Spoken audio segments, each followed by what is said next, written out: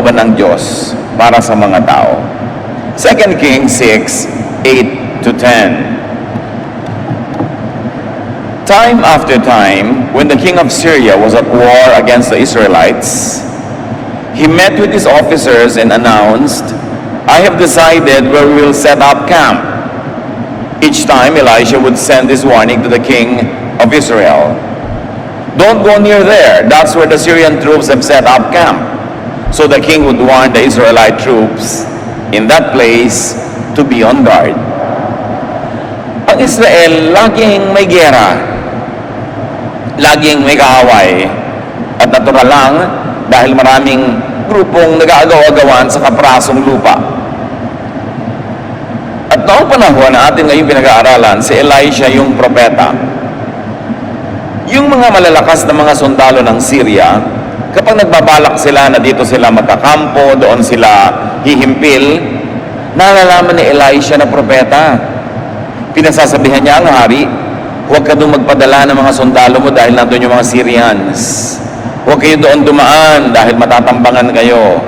Yun ang napakahalaga niyang ministry. Iniiwas niya ang magkabilang panig na magkatagpuan o magsalpukan.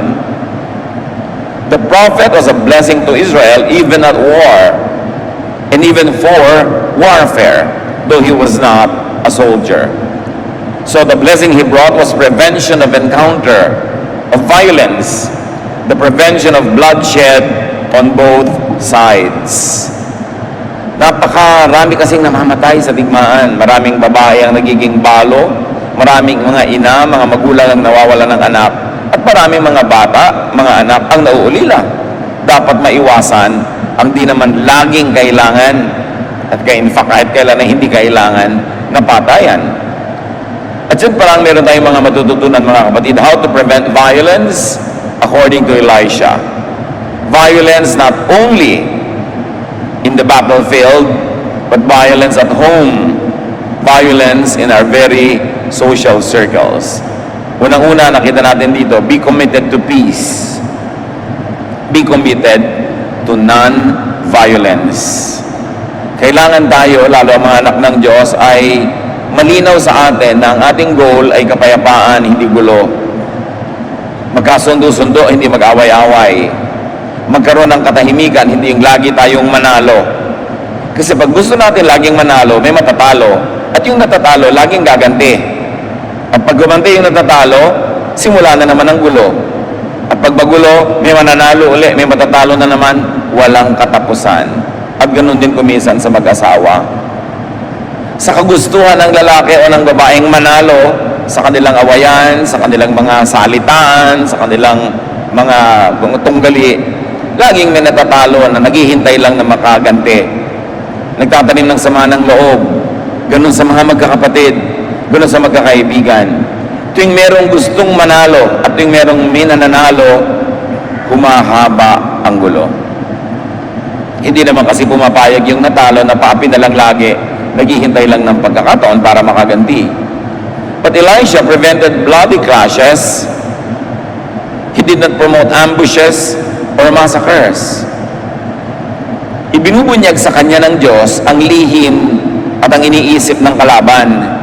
Alam niya kung nasaan ang mga kalaban, pero ang impormasyong ibinibigay niya sa hari ay hindi para mapagsamantalahan nila na alam nila kung nasaan ang kalaban at pwede nilang tambangan, pwede nilang imasaker, kundi iniiwas ni Elisha na magsalpukan ang dalawang panig.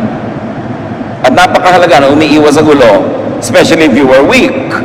The weak should resort to diplomacy, and the strong should be gentle and magnanimous.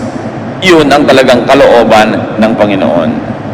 Dapat ang mga anak ng Diyos, because it's all about Jesus, we should say no to religious wars. Ang nakakasapagtaka, merong mga Kristiyano daw, mga mananampalataya at tagasunod ni Jesus, pero ang gusto ay giyera, gusto ay religious war. Isuong ng isuong ang mga iniisip nila ay anak ng Diyos, ilaban sa mga hindi anak ng Diyos. Hindi matatapos ang kaguluhan, yung violence sa mundo, lalong-lalo kung may religious wars. In fact, most of the wars fought in all of history were religious in nature. Kaya kung gusto natin maging it's all about Jesus, maging talagang tunay na Espiritu ni Jesus ang nag-ahari sa buhay ng mananampalataya, hindi ka war freak, hindi ka violente, hindi ka aggressive. Sasabihin mo, pag hindi ako aggressive, pagsasamantalahan ako, no, kailangan meron ding rule na uma-apply sa kabilang panig, doon sa malakas, doon sa aggressive. At babalikan natin yung puntong yon. How else do you prevent violence, avoid and prevent open confrontations, as we have seen and already been discussing? Elijah directed his people away from that. Hindi niya isinusuong sa gulo, iniiwas niya. At dapat ganun tayo sa ating mga mahal sa buhay. Ikaw si babae, nakasakay ka sa jeep. Yung katabi mong lalaki sa kabila, kalabit ng kalabit sa'yo. Yung katabi mo namang asawa mo o boyfriend mo o anak mong lalaki dito sa kabila naman, isusumbong mo pa yung kumakalabit sa'yo. Ang ginagawa mo actually, isinusuong mo yung asawa mo o yung kamag-anak mo sa panganib, sa gulo, sa away. Daddy, kinakalabit ako. Ano gusto mo? Makipagsuntukan yung asawa mo na kahit natatakot, siyempre magtatapang-tapangan. Kung matino kang babae, yayayain mo na rin yung asawa mong bumaba, lumayo, dahil isusuong mo siya sa gulo. Do not situate angry enemies at the same place and time. At dapat i-apply natin ito sa ating buong pamilya, mga magkakaibigan, kahit sa office. Pag merong parehong galit, huwag niyong pagtagpuin muna. Huwag niyong paglapitin.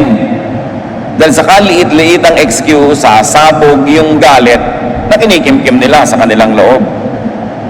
At yun ang ginagawa ng propetang si Elisha.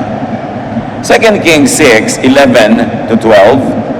The king of Syria was furious when he found out what was happening. Nalaman ng hari ng kabila, nabistado pala ng propetang si Elisha ang mga plano nila.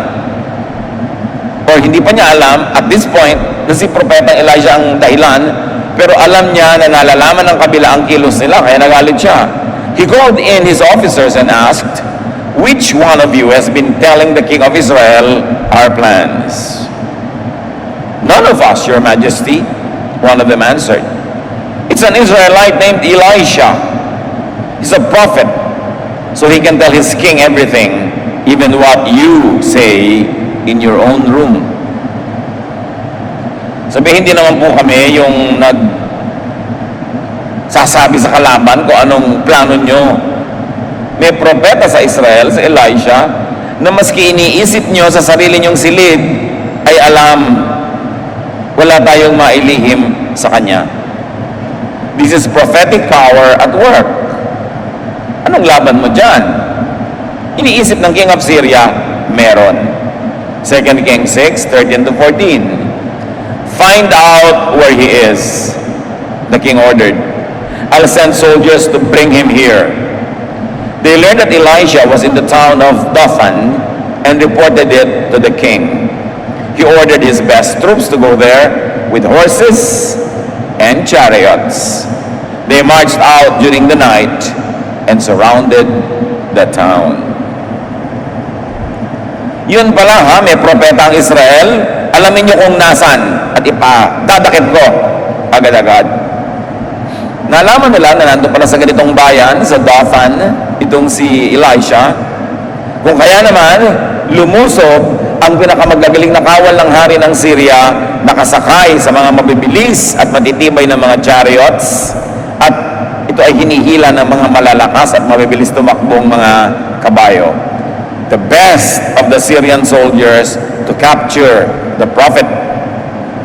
So you see here a very dramatic, impending confrontation.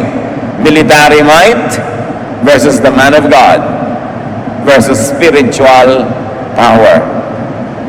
Dito mag-uumpugan, magbabanggaan ang dalawang kapangyarihan, kapangyarihang physical, panglupa, at kapangyarihang spiritual, makalangit. Pero sabi na sa Zechariah 4:6, "I am the Lord all-powerful. So don't depend on your own power or strength, but on my Spirit.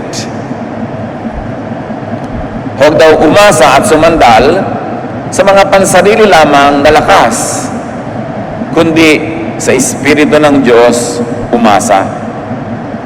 The Lord is the refuge for the weak and the check to the strong. Nagbibigay talaga ang Diyos ng balanse. Siya ang pwedeng takbuhan ng mahihina at siya naman ang pwedeng sumupil, pumigil sa mga sobrang malalakas. Psalm 20, verse 7, some people trust the power of chariots or horses, but we trust you, Lord God. Napakalinaw ng sinabi ng Zechariah at ng Psalm. May mga nagtitiwala sa lakas na panglupa, pero kaming mga naniniwala sa inyo, Diyos, kaming mga anak nyo, nagtitiwala kami sa inyong Espiritu, sa inyong kapangyarihan. Hindi ibig sabihin na walang kwenta yung physical strength, na walang kwenta yung physical prowess, pero nawawalan nyo ng kwenta kung dun ka lang aasa na wala namang kakambal at kasamang espiritualidad.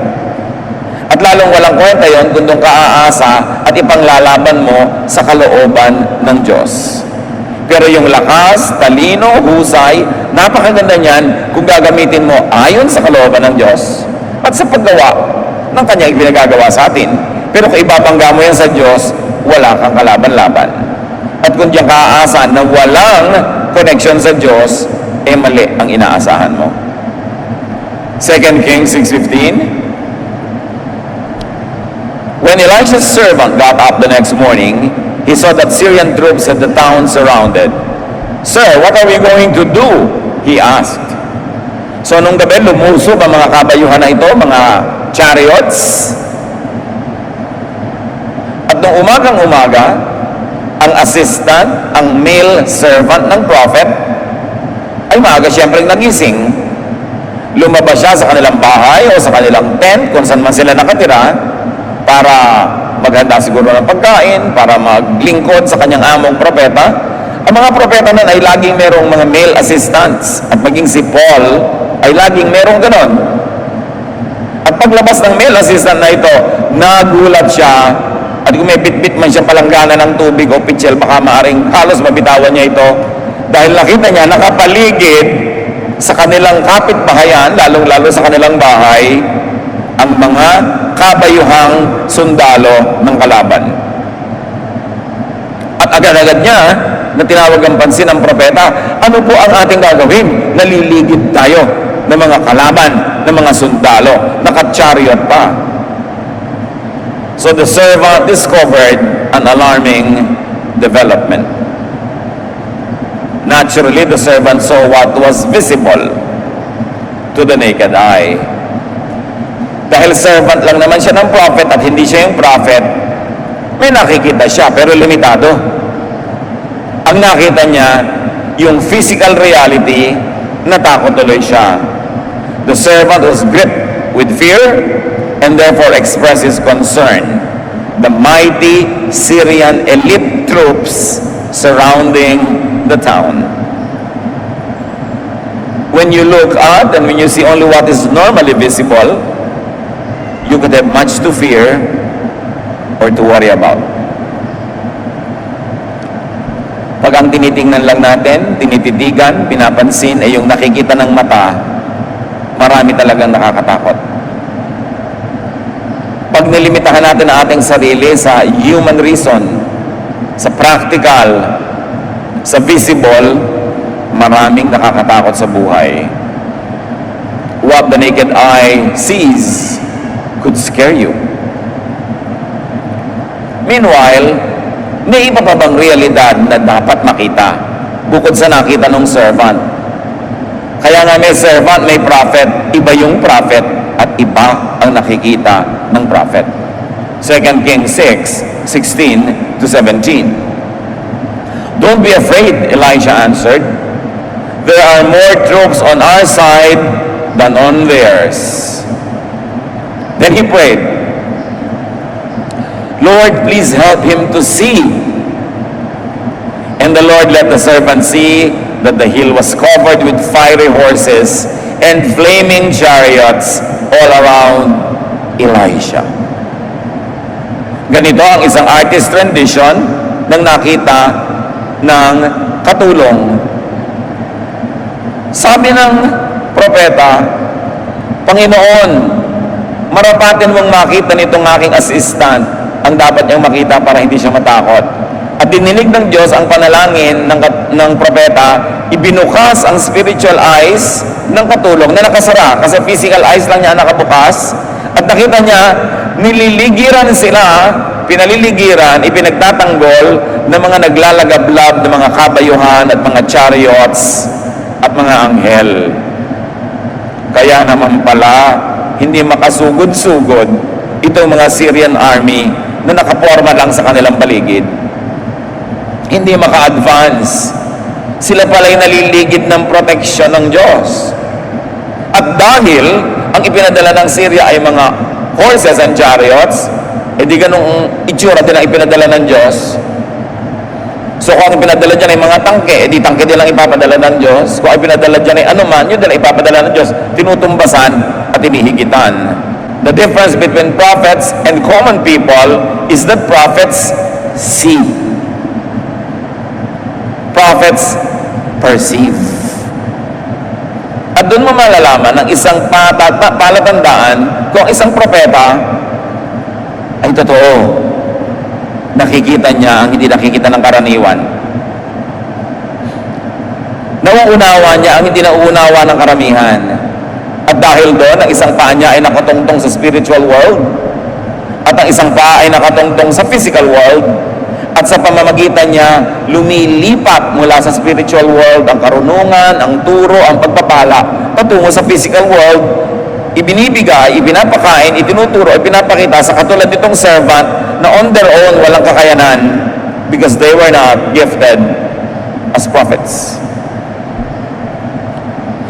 At dahil naman ang isang paa ay nakatungtong sa world, sa physical world, at ang isa ay sa spiritual world, nadadala naman ng propeta sa spiritual world yung mga pangangailangan, hinaing, mga panalangin, mga hiling ng mga nandun lang sa physical world. That's why the office of the prophet is an office of the priest. It is also the office of the artist. Namamagitan sa dalawang magkaibang daigdig. Bakit ang artist ay priest? Halimbawa, ang musical composer, may naririnig na siyang musika sa spiritual world na hindi nadidinig ng mga tao, ng katabi niya, ng asawa niya, ng kaibigan niya. Pero ngayon ay susulatin niya yung mga notes, tutugtugin niya, maririnig ngayon ng mga taong ang tenga ay physical lang. Pag ginawa ng physical yung tugtog, madidinig ng mga karaniwang tao, pero galing yan sa spiritual world. Ang isang pintor, halimbawa, sa kanyang mata ay kitang-kita na niya isang napakagandang painting, isang eksena, mga kulay, mga hugis, pero hindi naman nakikita ng mga kasama niyang tao lamang at ordinaryo. Pero oras na ang nakikita niya ay iginuhit na niya, kinulayan, ipinakita sa mga tao, doon pa lang makikita ng mga tao yung noon pa'y nakikita na ng pintor. Ganon din ang sculptor. Yun ang lililok ng bato o kahoy o anuman. Pag nakakita sila ng isang malaking tipak na bato, ang nakikita na ng sculptor, yung finished sculpture. Kasi kita niya eh. Dahil lang sa skill, lililukin niya, uukain niya yung bato para maging physically visible to others what had always been visible to him as an artist. Kaya doon naman malalaman ang tunay na artist, ang tunay na propeta, ang tunay na priest. Sa pamamagitan nila, ang mga karaniwang tao nakakakita ng kung sa kanila ang hindi nila makikita. Nakaalam ng kung kanila lamang ng mga skill, hindi nila malalaman kahit kailan. Doon mo malalaman if a prophet ministers to you. Pag napapabuksan niya sa pamamagitan ng dalangin at ng kakayanan, yung isip mo, mata mo, tenga mo, na kung ikaw lang ang naasahan, ay wala namang makikita, kundi yun lang nakakatakot. Yun lang bato, walang sculpture. Yun lang ingay, walang music. Yun lang mga kulay-kulay, walang organized painting. At yan ang ginawa nitong si Prophet Elijah. Ipinakita sa pamamagitan ng kapangyarihan ng Diyos sa kanyang katulong, sa kanyang assistant, yung hindi nito nakikita. Mapalad ka kung binigyan ka ng prophetic gifts. At kung di ka binigyan, bumuntot-buntot ka at dumikit-dikit doon sa meron kasi doon ka mapagpapala. At magiging pagpapala kayo sa isa't isa. Dahil nakita ninyo, pinaglilingkuran niya yung kanyang among propeta ng physical services, material services. Aba, ang ibinibigay naman sa kanya, spiritual blessing. Nakakita siya ng mga anghel na kahit ano pang pagsisirko-sirko ang gawin niya sa buhay, hindi mangyayari kung hindi sa tulong ng propeta. But what is important to remember here is that the man of God is more than adequately protected. So Elijah calmed and assured the worried and the scared servant. He prayed that his servant could see what was invisible to the naked eye. Spiritual leaders, when they are genuine, see both sides. They straddle both worlds. This is a sign of real, genuine giftedness. So the servant saw the flaming horses and chariots surrounding and protecting the prophet. And because he was on the side of the prophet, pati siya, meron na rin protection. Kaya naman pala, hindi makasugod, hindi makatuloy, hindi makapanakit, at hindi makapangtakip itong mga Syrians na ito. Though they had horses and chariots, the number of those that God sent to protect the prophet was so much superior, so much more than those that were sent by the king of Syria. The invisibility of God's protection does not mean absence of it. It does not mean it is non-existent. Kung di man natin nakikita lagi ang proteksyon ng Diyos, hindi ibig sabihin ay wala. Mayroon, hindi lang nakikita ng mga karaniwang nilalang. Pero laging ang presensya ng Diyos ay nandun. Laging ang proteksyon niya ay nandun. Kailangan lang na makita mo, at kung hindi mo nakikita, maramdaman mo, at kung hindi mo pa rin nararamdaman, ipakita at iparamdam sa iyo ng mga nakakaramdam para mapayapa ang iyong loob. Para matahimik ang mga takot at pangamba. Battles have moral and spiritual dimensions. Make sure you fight on God's side. Now, the moral issue here is not Syria's war with Israel. Natural lang na makigyera naman ang Syria because of national interest. Kasi yung lupain din niya, pinapangalagaan din niya, ayaw din niyang basta-basta na lang ibigay sa iba. Hindi yun ang issue. The issue is Syria's military being used against a non-violent man of God. Yun ang tunay na issue. Mga sandatahang lakas, ginagamit sa isang wala namang sandata at wala namang physical lakas na propeta. But God protects His prophets and His anointed ones. Isang bagay na hindi natin dapat limutan kahit kailan. Hindi pinababayaan ng Diyos ang mga tunay niyang hinirang. Psalm 105:15, do not touch my anointed ones. Do my prophets no harm. Malinaw ang utos ng Panginoon. Huwag mong kakantiin, huwag mong gagalawin, huwag mong sasaktan ang mga hinirang niya. Or, according to the contemporary English version, the same verse, don't touch my chosen leaders or harm my prophets. Now, this verse and other similar ones refer to definite prophets of the Old Testament. They refer to definite kings and leaders called and chosen by God. Linawin natin ito. Hindi como religious leader in any place, anytime, prophet na nga according to definition. Kahit tinatawag niya ang sarili niya na prophet. Diyos lang ang nakakaalam kung sino ang tunay niya mga prophets. Kung sino ang mga tunay niyang hinirang. At yun ang may protection. Kasi alam niyo kung bakit ko ito nililinaw, marami nagtatanong sa akin kahit sa Facebook. Meron silang mga religious leaders na sobrang abusive. Talagang abusive. Hindi ka mapamaniniwala na abusive. Tapos sinasabi niya, huwag niyo akong babanggain, huwag niyo akong kakalabanin, huwag niyo akong sasalungatin. Dahil sa mga verses na ito, that God protects His anointed ones. Yes, it's true. God protects His anointed ones. Pero true ba na yung abusadong leader na yon ay anointed nga? O siya lang ang may guni-guni na anointed siya? Yun ang dapat natin paghiwalayan, yung dalawang realidad. Hindi ko mo religious leader ay anointed. At hindi lahat ng anointed ay religious leaders. At hindi ko mo leader ka, Diyos lang naglagay sa iyo doon.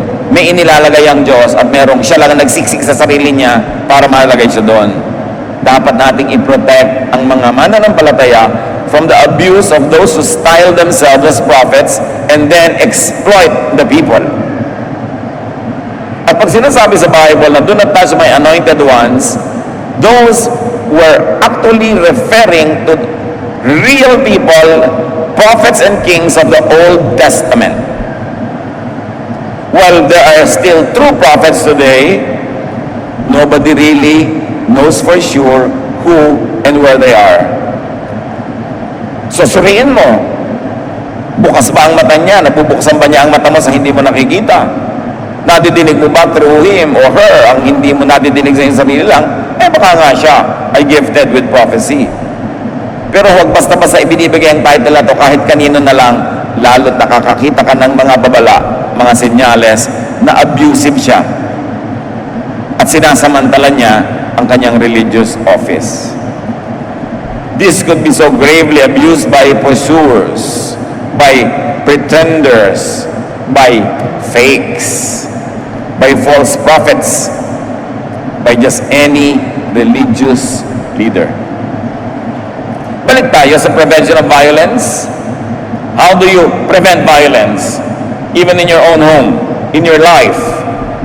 Be as secure as possible. People who feel secure are calm. They do not panic and they do not instantly resort to violence. Pag ang tao hindi insecure, kumbaga ay secure na siya, pag ang tao ay tiyak sa kanyang sarili, alam niya kung saan siya nakatayo, hindi siya nalilito. Pag ang tao ay nakakaalam kung ano ang pwede at kaya niyang gawin, lalo siya ay mayroong lakas naman, may kakayanan, hindi siya madaling magalit. Hindi siya aggressive. Hindi siya lagi na naglalakas-lakasan, nagsisiga-sigaan, kasi hindi niya kailangan. Kasi alam niya kung sino siya. And that was why Elijah was calm. He knew that he was blessed and protected by God. There's no reason to be overly aggressive or even to be overly defensive. Relax lang siya kasi alam niya kung sino siya at alam niya kung sino ang Diyos niya. Sa buhay natin mga kapatid, work at being secure. Marami mga tao insecure kasi ignorant. Hindi nila alam ang mga bagay-bagay kaya nagtatapang-tapangan, nagagalit-galitan para huwag mong matanong dahil baka malaman mong di niya alam. Maraming mga tao insecure about their looks. Kaya ayaw nila na natitingnan, nasusuri, napupuna. Ayaw na nabibigyan sila ng mga suggestions kasi nagmumukha silang kawawa, nagmumukha silang hindi marunong. Ito talaga namang hindi sila marunong. Kasi kung tunay kang marunong, alam mo kung anong alam mo at alam mo kung hindi mo alam, pag may nagtuturo sa'yo na hindi mo alam, magpapasalamat ka pa eh. Kaya ang mahirap na kausap na tao, hindi yung successful, kundi yung walang success sa buhay. Madaling kausap, yung mga tunay na mga matatagumpay, mga tunay na marunong, mga tunay na meron, may kakayanan. Kasi hindi na nila kailangan makipaglabanan eh. Hindi nila kailangan laging patunayan kung sino sila. Ang mahirap kasama yung lagi nalang pinuprove kung sino sila. Kasi insecure. That's why sa life, sa buhay, gusto nating mas payapa ang buhay, work at being strong spiritually. And if you can, work at being strong physically, be healthy, be as economically prosperous as possible, so you don't have to be insecure and you don't have to overly defend yourself all the time. Do what you can to secure your life so you don't need to panic. You don't need to be offensive just to defend yourself. Kung minsan naman, ayaw lang nating masaktan kaya tayo na yung naunang nananakit. Ayaw mo lang maapi, kaya nagtatapang-tapangan ka. Ayaw mo lang masukol, magipit, kaya nagagalit-galitan. Pero kung aalisin natin sa buhay natin yon, payapa ang loob natin, hindi tayo kailangan maging mabalasik, hindi tayo kailangan maging agresibo. Defensive people usually are also very offensive people. May nasasabi ka lang, galit agad, kasi may nasasaling, may nagagalaw na amor proprio. Insecure lang pala. So the prophet was secure. He could afford to be kind and to be calm. 2 Kings 6:18. As the Syrian army came closer, Elisha prayed, Lord, make those soldiers blind. And the Lord blinded them with a bright light. So, hinayaan naman ng Diyos na lumapit-lapit pa para mag-dramatic lalo ang encounter, yung mga katayuan na army ng Syria. At dinalangin ng propeta, Lord, bulagin niyo po sila. At binulag sila ng Diyos ng nakasisilaw na liwanag. Didinig ng Diyos ang prayer ng prophet. James 5:16, the prayer of the righteous is powerful and effective. Yung mga matutuwid na tao, marigaluhan kang ipinanalangin ka, napakalaking regalo yon. Because the prayer of the righteous is powerful and effective. 19 to 21, as we continue the story, nabulag ang mga hukbo ng Syria. Elisha told the enemy troops, you've taken the wrong road and you're in the wrong town. Follow me, I'll lead you to the man you're looking for. Elisha led them straight to the capital city of Samaria. When all the soldiers were inside the city, Elisha prayed, Lord, now let them see again. The Lord let them see that they were standing in the middle of Samaria. The king of Israel saw them and asked Elisha, should I kill them, sir?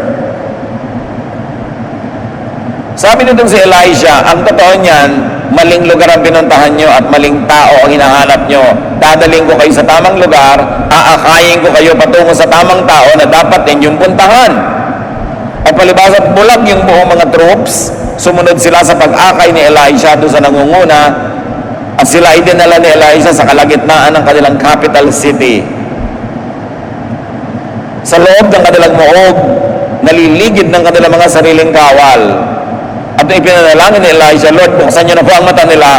Bigla silang nakakita na nawala na silang kalaban-laban dahil nandun sila sa loob ng syudad ng mga Israelites. At sabi ng hari kay Elisha, Ginoo, ipapapatay ko na ba silang lahat? Kita nyo, gusto naman agad ng king, violence. Eto na nga naman, no? Corner na corner na nila ang kalaban. May giyera, papatayin na. Pero sabi ni Sun Tzu, yung isang philosopher ng ancient China, the supreme art of war is to subdue the enemy without fighting. And for sure, galing sa peaceful spirit of God yung ideya na yan. Diplomacy first before war. So anong lesson ni Elijah sa atin? Deflect aggressive and violent energies. Yung mga hukbo ng Syria, buong-buo na sa loob nila na may gagawin silang marahas. Meron silang dadakpin. Meron silang misyon. Psych up na sila. Nagsusumabog yung lakas sa kanilang bawat bisig. Dapat may gagawin sila. So anong ginawa ni Elisha? In all wisdom, hindi niya pinigil, hindi niya pinahiya, hindi niya ginalit. Sabi niya, dadalhin ko kayo sa dapat niyong kalagyan. At siyempre, sa paglipas ng oras, sa paglalakbay nila, bulag pa naman, marami na sa mga energy noon na ubos. Humupa na ang loob, lumamig na ang mainit nilang damdamin. At nung malamig na yon, hupa na, tsaka pinabuksan ni Elisha ang kanilang mata, na gustuhin man nilang lumaban, ang laki na ng walang energy at gana para lumaban. At ito ang galing ni Elisha in preventing bloodshed, in preventing violence. He directed and channeled the troops' eruptive power. Pag may malakas na dayo ng tubig, hindi mo dapat harangin. I-channel mo lang na pumunta sa gusto mong pupuntahan niya. Yun ang ginagawa ng mga dam. Bakit makaharangin? E di, ikaw ang naanod. Ibaling muna sa iba. Hindi niya basta binangga at pinigil yung galit. Galit, pipigilin mo sa sabog. Babanggain mo, ikaw ang matadaganan. May lesson tayo mga kapatid agad-agad. I-apply nyo agad sa buhay. Huwag niyong babanggain ang galit. Kahit sino pa yon, kahit kayo yung amo, kahit kayo yung malakas, kahit kayo yung makapangyarihan, kahit maliit na langgam, pag galit, makakakagat. Magpakatalino kayo. Huwag niyong babanggain ang galit. Kasi ang galit, nagdidilim ang paningin. Hindi na ngangatwiran. At ang galit, may lakas na hindi available sa mga taong relaxed. May adrenaline power sila. At kung may kalaban kayo mga kapatid, huwag niyo silang papalakasin. Paano napapalakas ang kalaban? Galitin ninyo, lalakas sila. Huwag niyong gagalitin ang kalaban nyo. Yung ipoprovoke nyo, tutuksohin ninyo, yung sige nga, hawakan mo nga yung tenga niya kung talagang matapang ka. Hawakan mo naman yung tenga niya, nagagalit na nga siya. Naiinis na nga sa'yo. Pagsasabihan mo pa ng masakit, susumbatan mo pa, magbubunga nga ka pa, ginagalit mo. Pag ginagalit mo ang kalaban, pinapalakas mo siya laban sa'yo. Naghahanap ka ng sakit ng katawan. At makikita mo yun pag di ka nag-ingat. Bakit mo naman papakalakasin ang kalaban mo? Di dapat pahinahin mo? At yun ang ginawa ni Elisha. Pinahina. Hindi binangga, pinagawa ng isang bagay na nakakapagod. Magbabiyahe sila ng bulag. Tapos ang pagod na pagod na, tsaka niya dinala doon sa harap ng kalaban. Kanina man, nasa gana yung lumaban, ngayon hindi na. Humina na. Kaya sabi ng King of Israel, papatayin ko na bang lahat sila? Kasi kayang-kaya na niya Ipinapatay pa. 2 Kings 6:21-22, the King of Israel saw them and asked Elisha, "Should I kill them, sir?" "No," Elisha answered. "You didn't capture these troops in battle, so you have no right to kill them. Instead, give them something to eat and drink, and then let them return to their leader." Iba namang klase makigera itong sa Elisha. Pwede nang patayin, puksain ang kalaban. Sabi niya, no. Magluto kayo, maghanda ng maraming pagkain, at inumin, pakainin sila, busugin, painumin, at saka pauwiin sa kanilang leader. The king knew well as to defer to the prophet and ask the prophet what to do. Kung ikay malakas, makapangyarihan, pwede mong gamitin yon, tapos hindi ka humihingi ng payo sa marunong at makadiyos, pwede ka magkamali. Pero humingi siya ng payo, papatayin ko na po Panginoon. At sabi ng prophet, no, you don't do anything like that. Wala kang karapatang patayin sila kasi hindi mo naman sila nabihag habang naglalabanan kayo. Dinala ko sila dito, walang labanang nangyari, so hindi mo sila bihag. You know, the prophet was observing the protocol of war. May protocol ang giyera kung sinong pwede mong ikulong, anong pwede mong gawin. At sabi ng prophet, no, you don't have a right to do that kasi hindi naman kayo naglalabanan at natalo sila Walang labanang naganap. So Elisha advises adherence to war protocols. He prescribes hospitality and kindness. And again, Elisha prevents bloodshed. how to prevent violence, counsel against violence. Magpayo tayo ng kapayapaan, hindi ng gulo. Nagtataka ako, maraming Christian ngayon gusto nila isuong ang Israel sa lahat ng giyera sa mga kalaban at gusto nila suportahan, giyera. I don't think that's what Jesus would counsel, and that's not what Elisha did. Sabi ni Elisha, alam mo, imbes patayin mo sila at saktan, pakainin mo, busugin mo, painumin at pawiin. Hindi ginalit ni Elisha yung mga sundalo na pwede nilang patayin, pero magagalit yung hari at yung mga sundalong nandun pa sa kanilang bayan, lulusubin sila. Counsel against violence, especially if it is misplaced, unnecessary, and counsel against violence if it is convertible into kindness. Opportunity to. Sabi ng makikitid ang utak, pagkakataon na natin para sila gantihan at patayin. Pero sabi ng propetang matalino at maka-Diyos, pagkakataon natin para ibahin ang kanilang isip. Palambutin ang kanilang puso. Pagkakataon natin para gumawa ng mabuti. Huwag sayangin ang pagkakataon na ito. Alam niyo, ang matatalinong tao, ang pinagkaiba niyan sa hindi matatalino, nakakakilala sila ng golden opportunities. This was an opportunity to put this war to an end, not to add fuel to it. Pwede mo silang patayin. Naka-advance ka ng isang hakbang, pero gaganti lahat ang kalahi niyan, mapapaatras ka ng ilang hakbang. Pero sa hindi mo pagpatay sa kanila, para umatras ka ng isang hakbang, pero dahil inalis mo ang galit nila, pinalambot mo ang puso, aabanti ka ng maraming hakbang sa kapayapaan. 2 Kings 6:23, the king ordered a huge meal to be prepared for Syria's army. And when they finished eating, he let them go.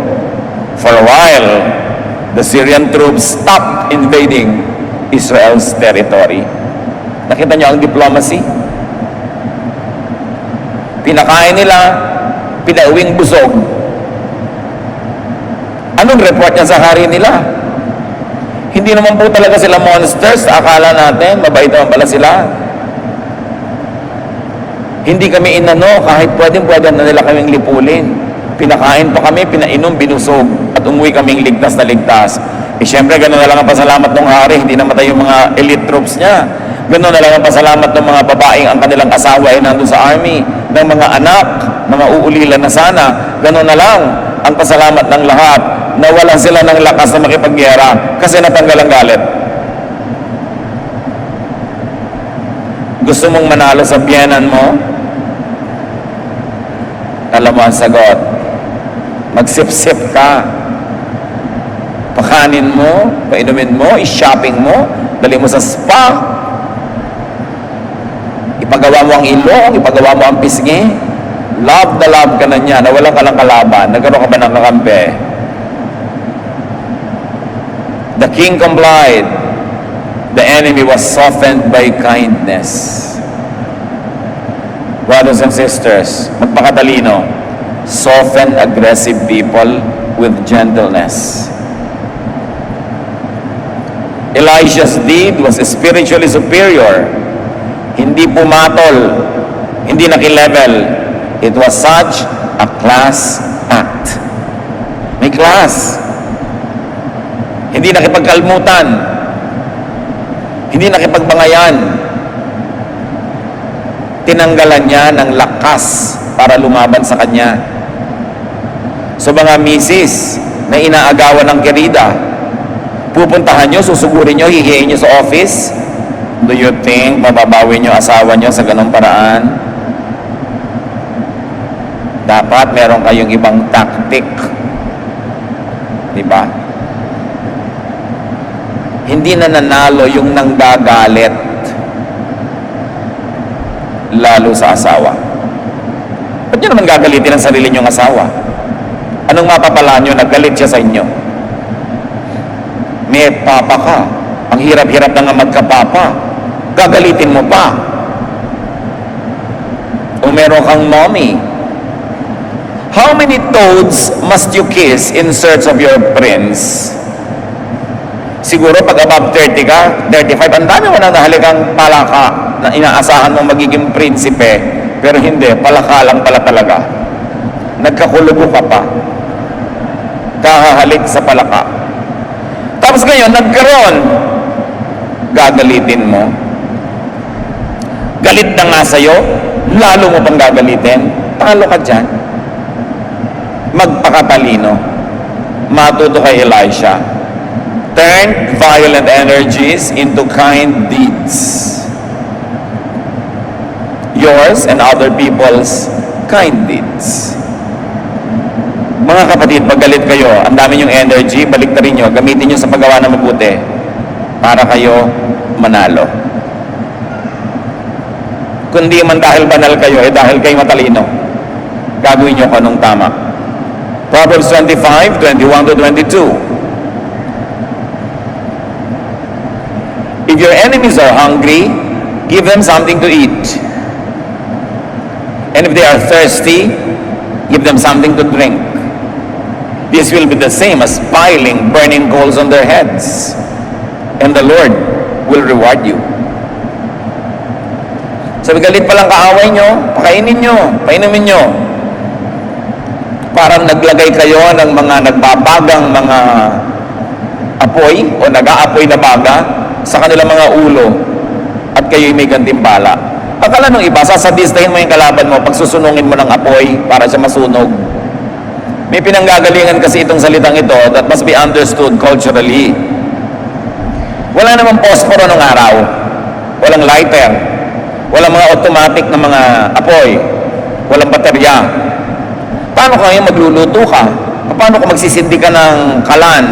Magsisindi ka ng oil lamp? Saan manggagaling ang apoy? Bawat bahay, merong isang parang maliit na kalan na abo na laging meron dong baga. Pag mauubos na yun, lalagyan nila ng bagong kahoy para mag-apoy, tapos may baga uli. Wala dapat panahon na mamamatay yung baga na yon. Dapat pinapalitan ng bagong gatong. Para kung kailangan mo ng apoy, meron pagkunan ka ng apoy. Paano kung burara ka ngayon sa buhay at namatay ang apoy? Pupunta ka ngayon sa kapitbahay, kakatok ka doon, hihingi ka ng apoy. At ito yung sinasabi dito. Dahil nung araw, ang mga tao, sinusunong nila sa ulo nila, lahat ang dala nila, para yung kamay nila makakapit sa puno kung bumababa sila ng bundok, makahawak sa mga bagay-bagay kung madulas, kaya wala silang dala sa kamay, sunong-sunong sa ulo. Meron silang mga palayok ng sunong-sunong, kaya kahit hihingi sa iyo ng apoy, mga baga, doon ilalagay sunong niya. So hindi yung parusa, hindi pa nanadista yun. Sabi, alam nyo kung may galit sa inyo, pakanin ninyo, painumin nyo, para na rin sinunungan nyo siya ng naglalagablab na mga baga. Ibig sabihin, magkakaroon na siya ng apoy, may magagamit siya sa buhay, tulungan nyo para mawala ang galit. Yun lang ang ibig sabihin. Take away the wind from the angry sails of your enemies. 1 Peter 3:9, do not repay evil with evil or insult with insult. On the contrary, repay evil with blessing, because to this you were called, so that you may inherit a blessing. Huwag suklian ng masama ang masama. Kahit sinuklian nyo at nakaganti kayo, gaganti uli yun. Hindi matatapos ang cycle of violence. Never make people angry. Angry people are dangerous. And angry people are strong. So how do you prevent violence and bloodshed? The best way to beat your enemy is to turn him into a friend. Yun ang tunay na nanalo. Kalaban nyo kahapon, kaibigan nyo ngayon, kasi may ginawa kayong tama. Kalaban nyo kahapon, kalaban nyo pa rin ngayon, wala kayo na panalunan. Kalaban nyo kahapon, kalaban nyo pa rin ngayon, pag tinadagdag pa yung kaibigan niya at anak niya at makakilala niya, lalo kayo natalo. Elisha used his prophetic gifts and office for peace. To avoid violence, use yours. Ano man ang inyong kapangyarihan, impluwensya, lakas, gamitin nyo para mag-promote ng kapayapaan. Pag may nag-aaway, pagkasunduin ninyo, huwag kayong kumampi-kampi at huwag kayong magsulsol. Kasi lalaki lang ang gulo. The least that you can do is to stay neutral. Lalo ang mga nag-aaway sa pamilya nyo, pareho nyong kapatid, huwag kayo dapat kakampi kahit kanino. Lalaki ang gulo. Be neutral. Lalo nakakatanda ka, magpakatalino. Huwag magpa-play favorites. Kahit sa loob mo kuminsan, meron ka ng gustong kampihan, para sa kapayapaan, huwag mo na ipakita pa yon. Kasi lalaki ang awayan. Apply this in your life. Use your position, your office, your influence to avoid conflicts and to promote peace. Because people who make peace will be called children of God. And you will harvest what you plant. Mga kapatid, ano mga gulo ang nangyayari ngayon sa inyong pamilya? Sa inyong sambahayan? Sa inyong pinagtatrabahuhan? Sa inyong social circle? Sa inyong church? Magdadagdag ba kayo sa gulo? O gagawin niyo ang dapat gawin ng anak ng Diyos na maging agent of peace? Manggagalit ba kayo o magpapahupa ng galit? Ano ang dapat natin gawin para tumahimik ang ating buhay? Napakaraming halimbawa na iniwan si Elisha. Salamat aming Diyos. Dahil kahit napakatagal na naganap ang kwentong ito, marami pa rin katotohanan kaming pwedeng pakinabangan. Turuan niyo kami na maging tulad ni Elisha. Prophet man kami o hindi, pero pwede kaming pumili ng mapayapa na pamamaraan sa buhay. Pwede namin iiwas ang mga tao sa gulo, pwede namin silang isuong at itulak sa gulo. Pwede kaming magdagdag sa away, o pwede kaming magpahina nito.